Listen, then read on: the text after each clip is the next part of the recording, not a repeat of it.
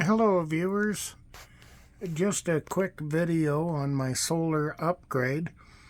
I've ordered a bunch of things this year. I decided early last year that I wanted to upgrade my solar. It wasn't quite doing exactly what I wanted, and I'm about halfway through the upgrade. I just thought I'd make a quick video. Not all of my parts and pieces have arrived.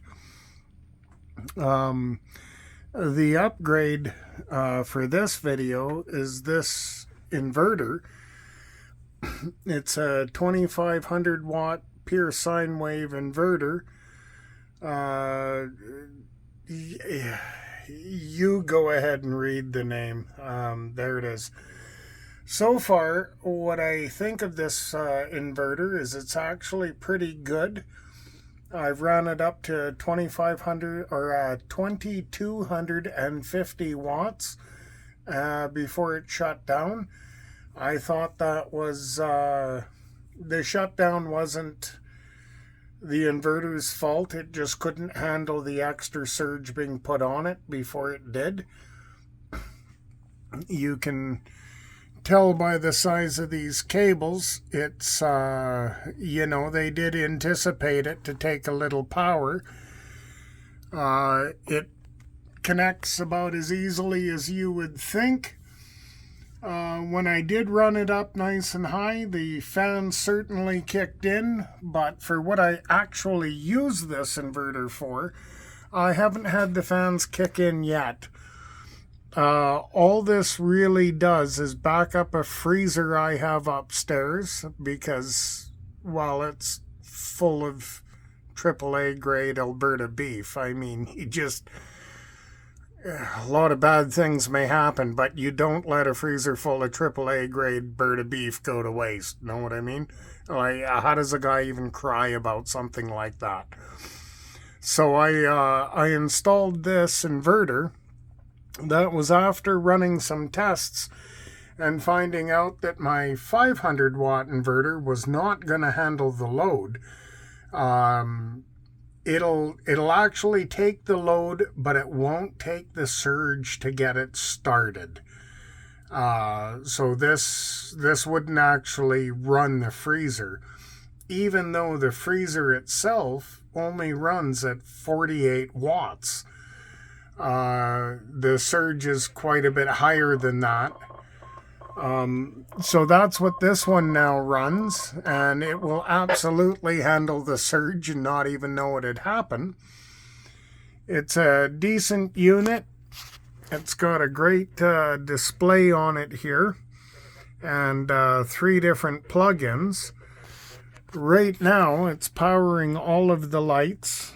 Here's the remote head unit.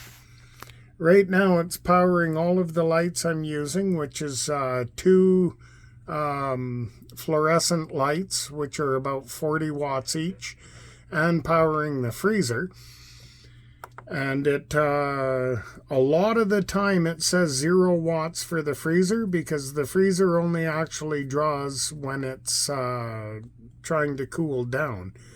And I keep it at minus 18 Celsius. I don't know what that is in American. But and then this is the what the charge controller is currently bringing in, and it's actually a pretty crappy day today for for power. Otherwise, I'd be getting over 38 amps. But that's what it's done so far today. And in all fairness, because I was working today, I didn't have any real draw on. So when the battery's full, that's it. The rest of my upgrades, aside from upgrading this inverter, is I bought these 2 Busbars, which are, I think, rated for 300 amps or 400 amps. And then I've purchased 3 of these. I haven't even connected them yet. These are kind of like a fusible link. They're 300 amps each. The same basic principle as this one that I've been using for quite a while, or these two that I've used for about the same amount of time. The reason I haven't connected these in yet is I'm still having a look at this spaghetti incident called a wiring mess, and I don't like it, so I want to take some time to rethink how I want to run the wires and try and make it a bit neater.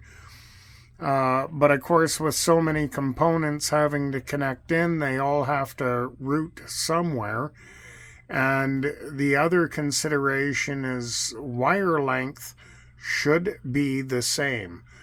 The same wire length from my bus bar to the inverter, from bus bar to charge controller, and from bus bar down to battery. And I'm still considering exactly how I'm going to do that. Considering that you only put the fuses on one side.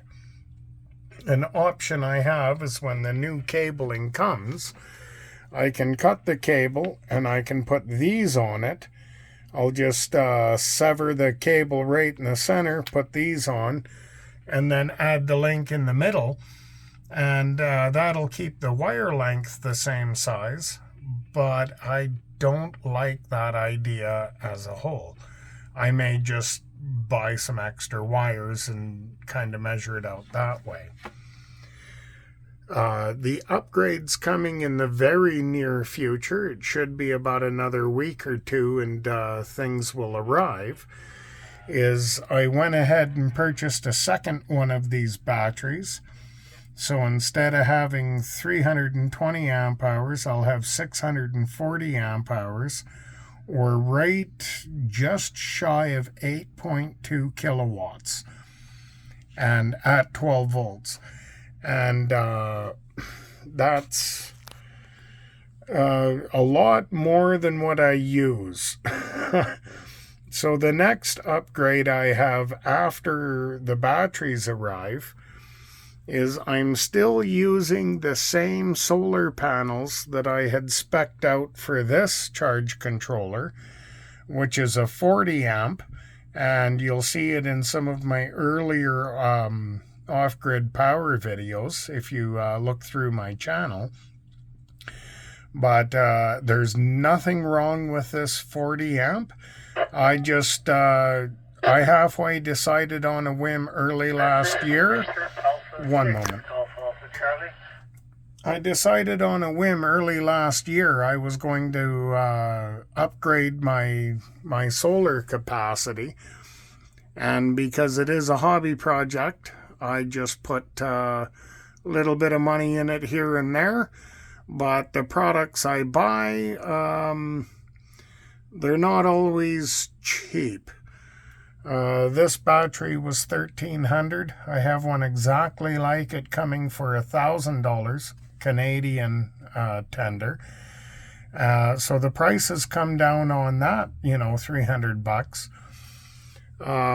This charge controller was about $800 Canadian, and it's a 100 amp MPPT, essentially exactly the same as this, except 2.5 times larger.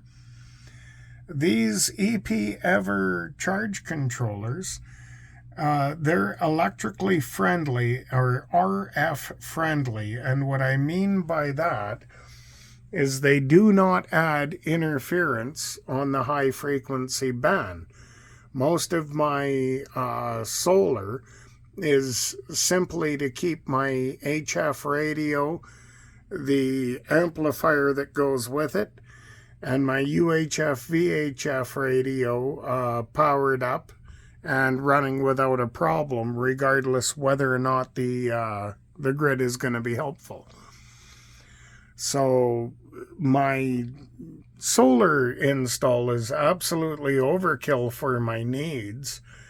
But it is a hobby project, and due to the size of it, it's actually not going to fail, even when I have to ask it to do far more than what I had thought. I'll cut her short here. It's almost, well, I guess it's just over 10 minutes. Thank you for watching, and I will throw another video down once the other battery arrives and the new cabling and everything. And hopefully it'll be a little more composed than this one. But again, the video's free. I'm an old man with a phone. What did you expect? Have yourself a great day. Catch you in the next video.